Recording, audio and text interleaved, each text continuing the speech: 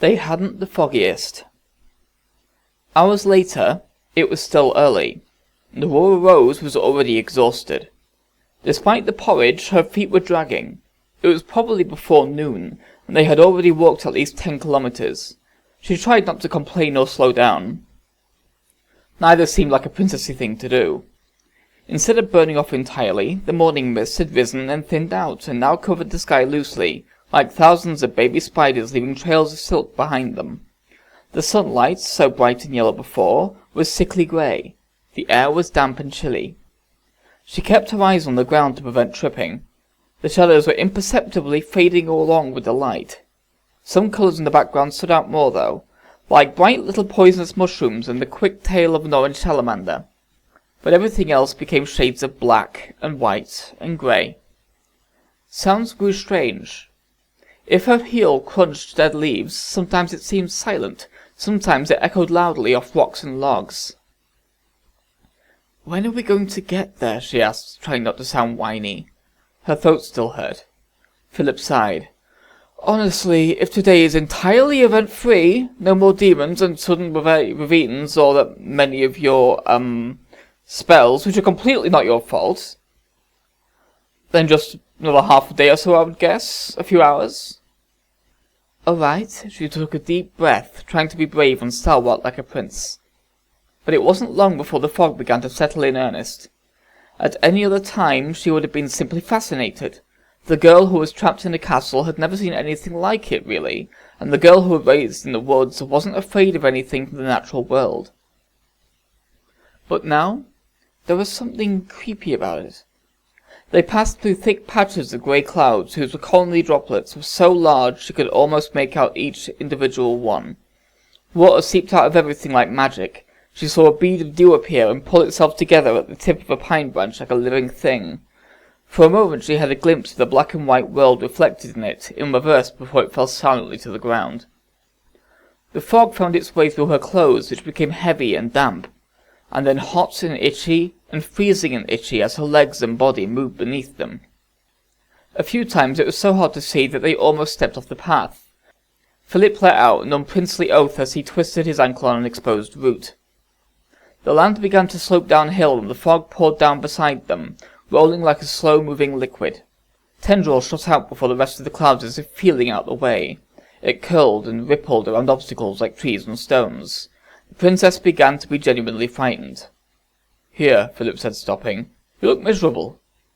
Take my cape. It will keep the worst of the damp off." She turned to argue with him, wondered if he would think less of her if she reached for his hand. But fog quickly filled the space between them. The prince's body already seemed to fade and dissolve into grey. As he took off his cape and swirled it, the fog flowed along, blanketing him completely. "Not cold at all, this blurble." His words sounded strange and distant. "Philip!" she called out uncertainly. "Right here!" It sounded odd, like the words died inches from his mouth, like the mist stopped them and they fell to the ground. "Hang on!" Whatever he said next was muffled. "Philip!" She walked a metre or so to where she thought he was. There was nothing but a wall of swirling white. "Philip!" She spun round. The fog made little trails behind her skirts and hair. Finally there was a muffled response, a little exasperated sounding. "Where are you?" she demanded. Her heart began to pound. She could hear it. She could hear that and the breath in her own ears and nothing else. Not even the noise of the pebbles she knocked around as she spun, desperately looking for the prince. She knew she should stay where she was.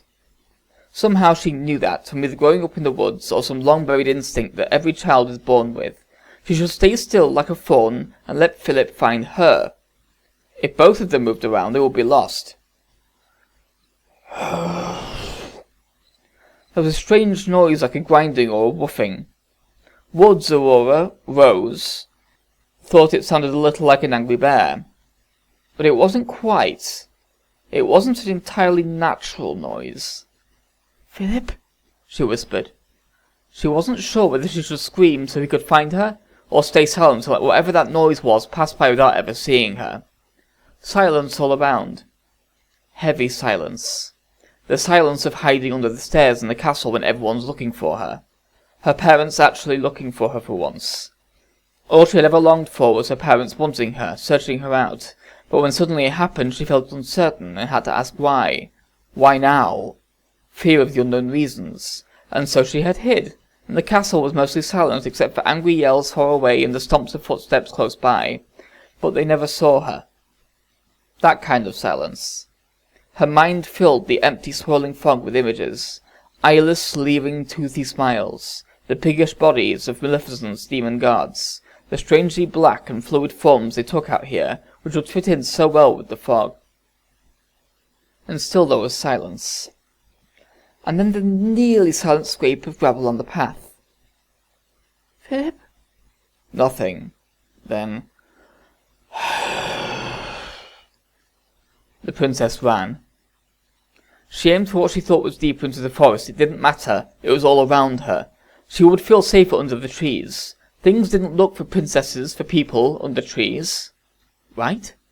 She looked behind her, white streaked with grey to mark where she had come from, like a sticky shadow. She looked ahead. It too was blank white, and thunk! She smashed her head into the thick and spiky branch of a dead pine.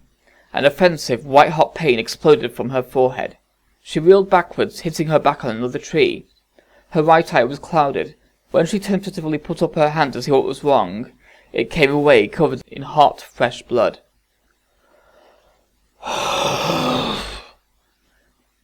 She bit her lip and wiped the rest of the blood out of her eye. "Philip!" she cried half-heartedly. This was like nightmares she used to have when she was very little, at being pulled away from her aunt, separated from them forever. She watched the clouds twirl and swirl in front of her. Something was making them move. Something was making them slide and bubble like foam on top of a pot being boiled clean. She saw the smile first. The black, toothless smile, wider and wider and then impossibly wide. 2 yellow eyes above it, opening into existence, and long, unlikely, skinny black arms, rising up to reach around and drag her in. She screamed. A long, piercing, terrible scream that never made it past her lips. Her mouth was open, and she felt her throat working and her lungs lose their breath, but no noise came out. Utter silence, despite how hard she screamed. No one would ever hear. The thing smiled even wider. Aurora stumbled backwards, hands out to either side, feeling for trees. There was nothing she could do. She couldn't run blindly deeper into the woods. She didn't have Philip or even her own voice. She had nothing. And then the last tiny part of her that was still Aurora rose, angry and rightfully terrified, remembered it was her dream.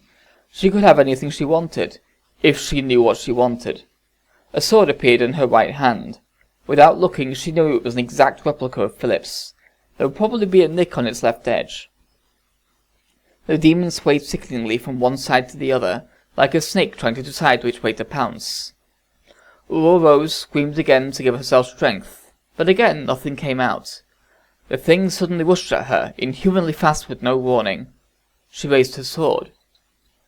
In complete silence, Aurora rose, slowly bringing her arm down, her blade into the monster, the thing twisting in surprise, spiraling round and round, turning its long neck and body back to regard her full on. Her trying to scream for Philip again, unable to make her lips shape the words, rocks in her mouth, gripping her sword more tightly. The demon dipping easily round her attack, and circling her calmly, 2, 3, 4 times as long as she thought it was, while she was trying to fight its front half, its endless tail forming coils about her legs. Bringing her sword down again on the flesh closest to her, sinking it all the way through with a strange, unlikely sound. And suddenly there was light and speed and noise again. The demon screeched and howled and whipped its forked tail around. The princess swung her sword again, trying not to lose her advantage by staring at where she had sliced the thing in half. The flat raw wound and white and black pus that issued from it. Its tail kept wiggling on its own while its head and body squirmed and drifted through the mist. Sunlight slashed through the fog, and suddenly her scream turned on, hoarse and ragged and horrible, and everything was bright and painful. When her sword connected this time, it made a ringing metallic noise, as if it had crashed against something equally metal and dangerous. "Rose!" Philip cried out as he saw her raise her sword again. It was his sword she had struck. It was his body she was aiming for. The fog had thinned slightly, and she could see his confused defensive stance. "You almost struck me," he started to say, and then noticed a piece of demon on the ground that twisted and sprayed viscous black blood from where she had hacked it off. "But where?" he started. The other half of the demon flung itself out of the fog at the prince's face. Philip immediately deflected the attack, hitting it to the side. Before she could even think about it, Aurora Rose raised her sword and hacked at the thing again. While her blow didn't cut cleanly through this time, it did injure it, causing it to scrabble and scream on the ground, grinding its head into the dirt. Philip took careful aim and stabbed the demon in the throat. The two watched, heaving as the thing hissed and died. Philip shakily ran his hands through his hair. It was unclear if he was recovering from the brief fright, the surprise attack, or Rose was almost killing him by accident. "Nice job," he finally said, pointing at the two halves of the creature on the ground. She looked at him. He was a little pale, to be sure, but he spoke as if she had just recited a poem from memory or some other little mundane thing. She didn't understand how he could be so blasé. "Thanks for the help," she said, trying to match his tone. Maybe it was the princely thing to do. "We make a great team." "We do indeed, although it seemed like you were doing pretty well on your own. A princess and a monster slayer. They'll be singing epics about you," he said with a grin. She gave a courtly curtsy in response. "It's all in a day's work." "Nice sword," he added. "Where did you get it?" She looked at the sword in her hand, which was balanced so well she had honestly forgotten it was there. It was almost a part of her already.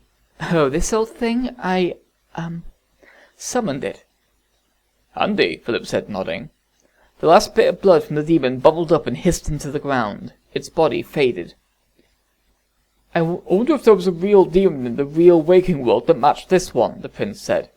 "I wonder if it's dead over there, too." "Well, it's dead here now. But there may be more. We won't see them coming," she said, shivering. The fog was cold and swirled around them again. Icy little tendrils caught her ankles. "Hey," Philip said with a grin. "You know what wind is like, right?" "Of course I know what wind is like. I didn't live in a windowless cave in either life. I'm not So summon one and blow all this away." She stopped her rant and thought about what he had just said. Of course she could. She closed her eyes. She imagined the little bit of breeze that had managed to come through when she cracked a window in the castle. The hot and dry, but not ostensibly tainted, air of the outside. She remembered the bailey of the castle, the tiny dust devils that would sometimes wend their way across it, among the scattered and guerrilla garden plots. She remembered being in a meadow at the edge of the forest in the autumn, feeling chilly but unable to stop watching the birds play in the growing ferocity of the air. The strong flyers, the jays and the woodpeckers, and the crows, cavorted like eagles. She felt something tickling her cheek. She opened her eyes. There was a small dust whirlwind in front of her.